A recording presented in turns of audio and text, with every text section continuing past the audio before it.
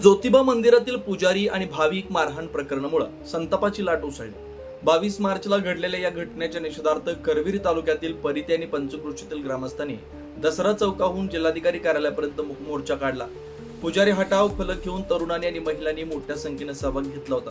मोर्चेकऱ्यांनी मुजोर पुजाऱ्यांची कायमस्वरूपी हकालपट्टी, पंढरपूरप्रमाणे मोजक्या शासकीय पुजाऱ्यांची पगारी नेमणूक, गुंड पुजाऱ्यांवर कारवाई, आर्थिक व्यवहार बंदी आणि दानपेट्या हटवण्याच्या मागण्या केल्या। याबाबतचं निवेदन जिल्हाधिकारी अमोल येडगे यांना दिलंय। सरपंच मनोज पाटील, जनार्दन पाटील, अजित पाटील यासह शेकडो नागरिक या मोर्चामध्ये सहभागी झाले होते।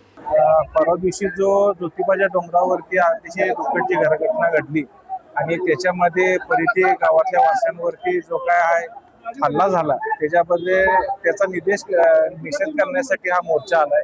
आणि त्याचबरोबर कलेक्टर साहेबांकडे आमची मागणी राहील की झालेल्या घटनेची त्यांनी सखोल चौकशी करून त्याच्यावरती कडक कारवाई करावी।